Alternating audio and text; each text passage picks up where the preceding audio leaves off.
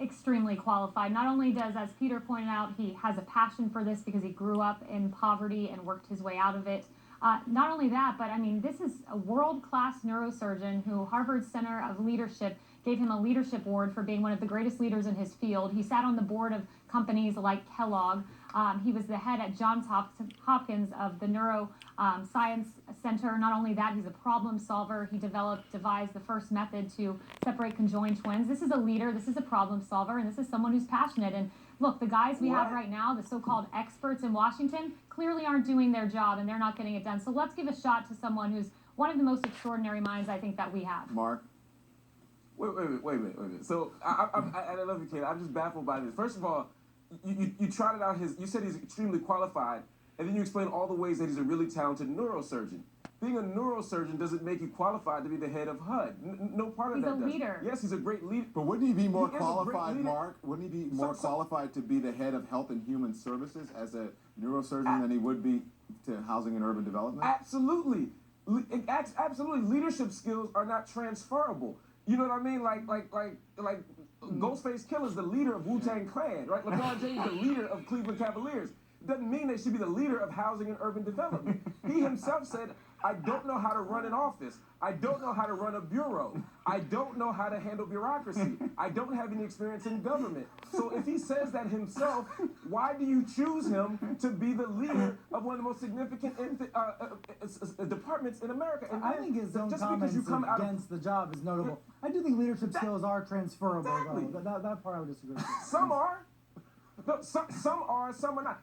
Coming out of poverty doesn't make you qualified. Coming out of public housing doesn't make you qualified to run public housing. I mean, by that logic, half of Black America should be the head of HUD. It doesn't But make Mark, sense. the leaders, Mark, the leaders and the experts that you extol, though, are the ones who gave us the subprime housing crisis, one of the greatest foreclosure crises we've seen in this country's history. These are the so-called experts that you extol and you want to be there. Let's give Ben Carson a chance. No, this is such a dangerous logic. Well, those experts are talking.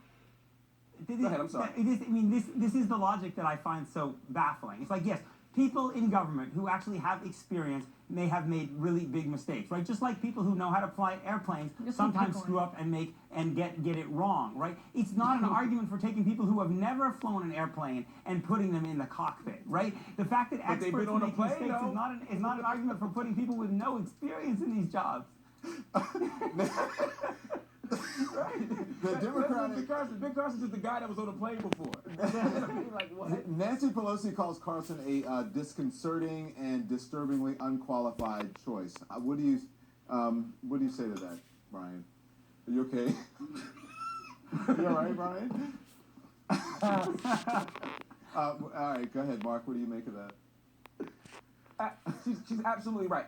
Everything else I said tonight aside, there's another fundamental challenge here is that Ben Carson has made his bones as a Republican speaker by talking about how he doesn't believe that government should be supporting people in the very ways that HUD is designed to do so. It's hard for him to lead urban development. It's hard for him to support public housing. It's hard for him to push forward this idea of integration in public housing if he doesn't fundamentally believe that the government should have that relationship to its citizens. So to me, it's just a backwards role for him in any sense. He's just not the right fit for this. There are so many better people, and I agree with Peter. You don't. Go ahead. I'm sorry. Let's hope it's not a joke, actually, because it's an important job.